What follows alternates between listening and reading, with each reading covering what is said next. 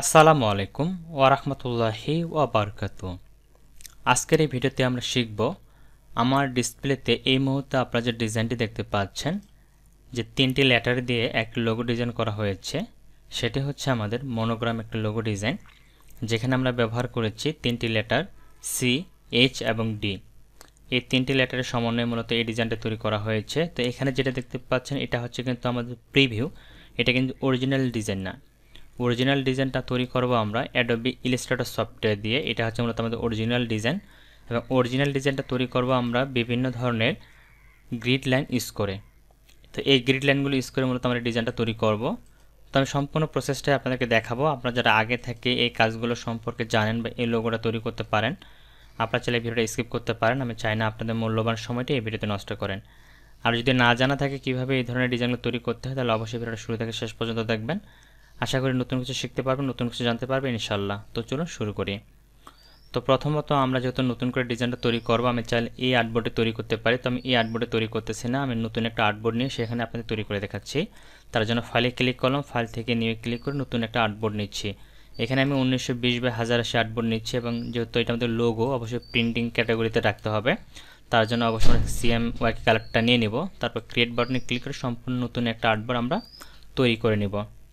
এখন মূলত এখানে আমাদের ডিজাইনটাকে করতে হবে। তার জন্য আমি কিবোর্ড থেকে Ctrl+0 দিয়ে এটাকে ফুল স্ক্রিন করে নিলাম। এরপর আমরা চলে যাব প্রথমত টুল প্যানেলে। এখান থেকে আমাদের যে লাইন টুলটি রয়েছে, লাইন টুলটিকে সিলেক্ট করে নিব। লাইন টুলটি সিলেক্ট করার পর এখান থেকে আপনারা দেখতে পাবেন ফিল কালার দেওয়া আছে, ফিল কালারটিকে অফ করে দিবেন। স্টকে ক্লিক করে স্টকের একটা কালার দিবেন। আমি এখান থেকে ব্ল্যাক কালারটাই দিয়ে রাখতেছি। আপনারা কিন্তু এখানে যে কোনো কালার দিয়ে রাখতে পারেন, এবং এখানে স্টকের সাইজটা আপনারা অবশ্যই 1 দিয়ে রাখবেন। তারপরে কিবোর্ড থেকে শিফট বাটন প্রেস করে ধরে ড্র্যাগ করে এভাবে একটা লাইন ড্র করে নেবেন, যেমনটা আমার এখানে আপনারা দেখতে পাচ্ছেন। যে আপনি প্রয়োজন মতো ছোটো বড়ো করে নিতে পারেন। এরপরে এই লাইনটাকে সিলেক্ট করব। সিলেক্ট করার পরে কিবোর্ড থেকে অল্টার বাটন প্রেস করে ড্র্যাগ করে একটা কপি করব, লাইক দিস। এটা আপনি প্রয়োজন মতো স্পেসটা দিয়ে নেবেন, আমি এতটুকু দিলাম। এরপরে আপনারা কিবোর্ড থেকে Ctrl+D প্রেস করে আরও 14টা লাইন নেবেন, অথবা এখান থেকে চলে যাবেন অবজেক্ট, অবজেক্ট থেকে ট্রান্সফর্ম থেকে ট্রান্সফর্ম এগেইন, এটাতে ক্লিক করলে হবে। বা এখানে কিবোর্ড শর্টকাট দেওয়া আছে Ctrl+D, ক্লিক করলে বারবার এটা কিন্তু কপি হবে। মানে সর্বশেষ যে কাজটা করবেন ওটাকে যদি আপনি বারবার কপি করতে চান, তাহলে কিবোর্ড থেকে Ctrl+D দিতে হয়। এটা হচ্ছে অ্যাডোবি ইলাস্ট্রেটরের ক্ষেত্রে কাজ করে। তো এখানে যেহেতু আমার 13টা হলো, আমাকে আরও লাগবে, সরি এখানে 3টা হলো, আরও আমাকে লাগবে। তো সেটা আমি কপি করে নিচ্ছি। 3, 4, 5, 6, 7, 8, 9, 10, 11, 12, 13, 14, 15, 16। তো মোট কিন্তু আমি এখানে 16টা লাইন নিয়ে নিলাম। দেন সবগুলো একসাথে সিলেক্ট করব। সিলেক্ট করার পরে অবজেক্ট মেনুতে যাব, এখান থেকে গ্রুপ করে নেব, অথবা কিবোর্ড থেকে Ctrl+G প্রেস করতে পারেন। তারপর এখান থেকে হরিজন্টালি ভার্টিক্যালি সেন্টারে ক্লিক করে এটাকে মাঝখানে নিয়ে আসব। এরপরে আবার চলে যাব এডিট থেকে কপি, দেন এডিট থেকে এটাকে সিলেক্ট করতে পারি পেস্ট ইন ফ্রন্ট। তারপর এটাকে ধরে কিবোর্ড থেকে শিফট বাটন প্রেস করে ধরে এটাকে আমরা এইভাবে রোটেট করে দিব। তাহলে আমরা এই ধরনের একটা আকৃতি কিন্তু শেপ পেয়ে যাব। এরপর আমরা যেটা করব সেটা হচ্ছে এখান থেকে আমাদের যে ইলিপস টুলটি রয়েছে, ইলিপস টুলটাকে সিলেক্ট করে নেব। দেন আমি এখান থেকে যে সেন্টার পয়েন্টটা রয়েছে শিফট বাটন ধরে ড্র্যাগ করে আমি এই বরাবর একটা লাইন ড্র করে নিচ্ছি। তো দেখতে পাচ্ছেন আমাদের কিন্তু এরকম একটা লাইন চলে আসবে, এবং এটা অবশ্যই আপনারা দেখে নেবেন যে এটা অ্যাডজাস্ট হচ্ছে কিনা। এই যে পয়েন্টগুলো আছে, পয়েন্টগুলো কিন্তু এই পাতার সাথে আমাদের যেন অ্যাডজাস্ট হয় সেই দিকটাতে আপনাকে খেয়াল রাখতে হবে। যদি অ্যাডজাস্ট না হয় অ্যাডজাস্ট করে নিতে হবে, ঠিক আছে। এইভাবে যদি পাতার সাথে অ্যাডজাস্ট না হয় অ্যাডজাস্ট করে নেবেন। মানে শেষের যে লাইনটা আছে শেষের লাইনের সাথে একটা নেবেন।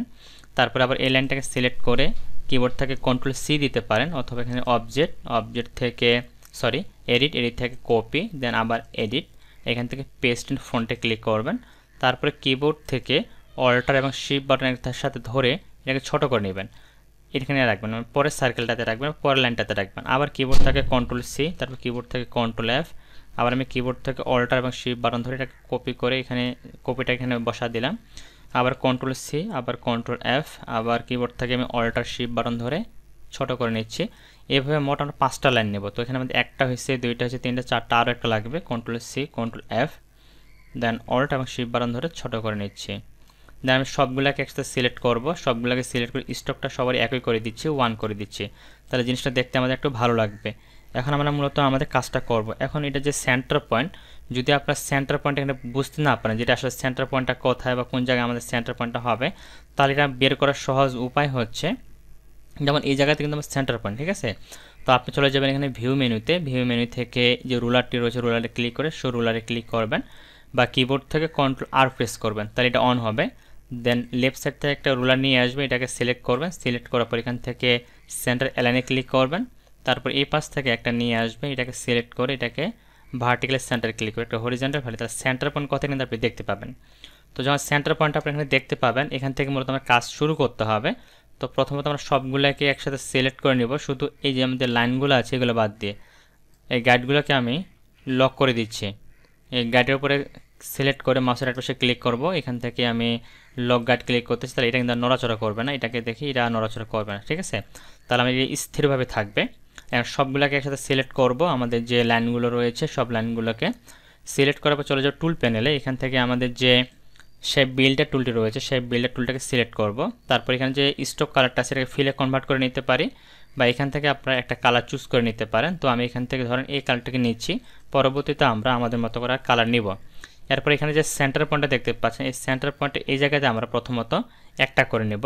এরপরে এই অংশটাকে আমি সোজা নিয়ে উপরে যে সার্কেলটা রয়েছে উপরে সার্কেল সোজা নিয়ে যাব। দেন এটাকে আমি একবারে এই পাশ দিয়ে ধরে সাইডে সাইডে আমি এই দিক দিয়ে এই পাশে একদম নিয়ে আসব, যেটা আমি এই পর্যন্ত আপাতত রাখতেছি, পরবর্তীতে হয়তো বা এটাকে আমার আরও ছোট বড় করার প্রয়োজন হতে পারে, ঠিক আছে। এরপরে যেটা আসবে সেটা হচ্ছে আমার এই যে এই লাইনটা যে আছে এই লাইনটা কিন্তু আমাকে নামাইতে হবে। তো আমি এখান থেকে এটাকে ধরে সুন্দর করে লাইনটাকে নামা নিচ্ছি। এটা যদি আমরা এস করব, আমি এটা পুরোটাই চলে আসবে এই বরাবর। প্রথমত আমরা এস যে লেটারটি হবে এস লেটারটাকে মূলত আমরা টাইপ করে নিচ্ছি, এটা নিচে আসবে আমাদের এ পর্যন্ত আমরা রাখতে পারি। এটাকে আমি একটু স্থিরভাবে নিচ্ছি। আর এখানে ছোটো ছোটো সার্কেলগুলো যে পাবেন সবগুলো কিন্তু আপনাদেরকে ভালোভাবে একেবারে অ্যাডজাস্ট করে নিতে হবে, ঠিক আছে। এগুলো আমি সব দেখাচ্ছি আপনাদের কীভাবে করবেন, শুধু আমার দেখানোর প্রসেসগুলো যদি ফলো করেন, যেমন এটা এক্সট্রা চলে আসে Ctrl+Z দিয়ে আমি ব্যাক যাচ্ছি, এক্সট্রা কোনো অংশ নেওয়া যাবে না, ঠিক আছে। দরকার হলে আপনার ছোটো ছোটো করে ক্লিক করে এই অংশগুলো নেবেন, তাহলে আপনি পুরোটা কিন্তু ভালোভাবে কাস্টমাইজ করতে পারবেন। যেমন এই অংশটাকে সারা গেছে এগুলো ঠিক করে নিতে হবে, একটু বেশি চলে গেল Ctrl+Z দিলাম, অ্যাডজাস্ট করে নিলাম। তো আমি একটু জুম টুলে ক্লিক করে একটু অ্যাডজাস্ট করে নিচ্ছি পুরোটাই। এখান থেকে আবার শেপ বিল্ডার টুলে ক্লিক করে এটাকে একটা করে দিচ্ছি, তারপরে এই অংশটা আমাদের সারা গেছে, এগুলো কিন্তু ধরে নিতে হবে। এগুলো না ধরে নিলে কিন্তু আপনার যে এখানে একটু এক্সট্রা অংশ দেখা যাচ্ছে এখানে একটু আছে, এগুলো ধরে না নিলে অ্যাডজাস্ট করতে পারবে না। আর এগুলো যদি সারা যায়, যদি অ্যাডজাস্ট না হয়, তাহলে ডিজাইনটা কিন্তু আপনি পরিপূর্ণভাবে পাবেন না। এই জন্য এগুলো অবশ্যই আপনাদেরকে অ্যাডজাস্ট করে নিতে হবে। প্রয়োজন হলে আরও জুম করতে হবে, জুম করে দেখতে হবে যে কতটুকু রাখলে জিনিসটা আমাদের পারফেক্ট মনে হবে।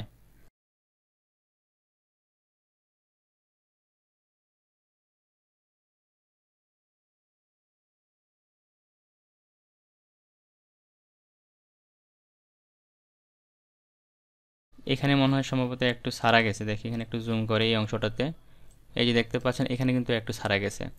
তো এটাকে আমাদের সুন্দর করে কিন্তু ধরে নিতে হবে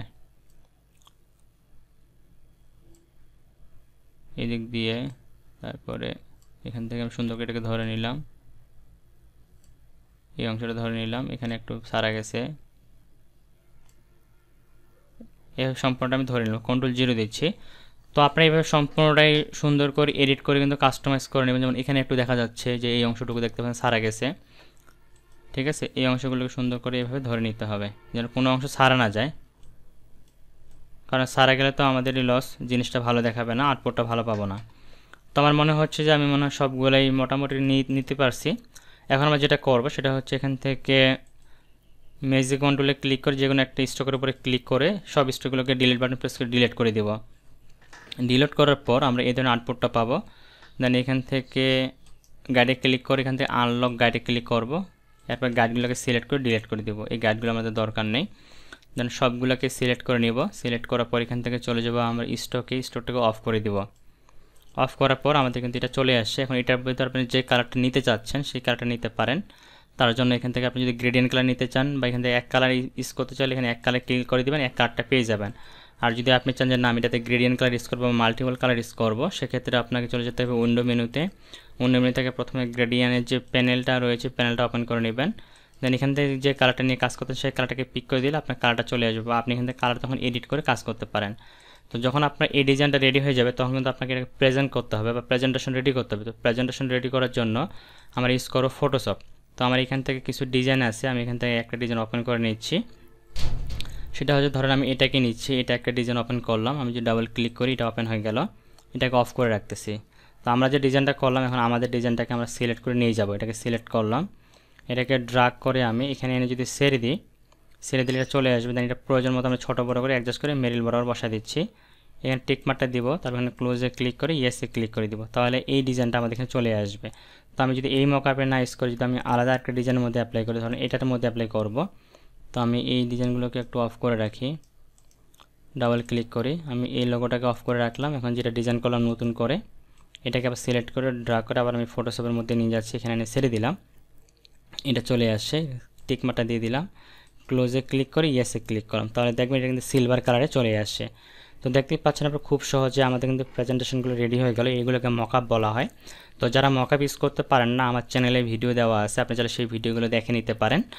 তো আশা করি আপনার সম্পূর্ণ প্রসেসটা বুঝতে পারছেন যে কীভাবে আমরা এই ধরনের লোগোগুলো ডিজাইন করতে পারি এবং সেগুলো প্রেজেন্ট করতে পারি, সম্পূর্ণ প্রসেসটি স্টেপ বাই স্টেপ। তারপরে যদি আপনাদের কোনো জায়গায় বুঝতে কোনো ধরনের সমস্যা হয়ে থাকে, অবশ্যই সেটা আমাকে কমেন্টে জানাবেন, আমি সেই বিষয়গুলো ক্লিয়ার করতে চেষ্টা করবো ইনশাল্লাহ। তো সবাই ভালো থাকবেন, সুস্থ থাকবেন, দেখাবেন নেক্সট ভিডিওতে। আল্লাহ হাফেজ।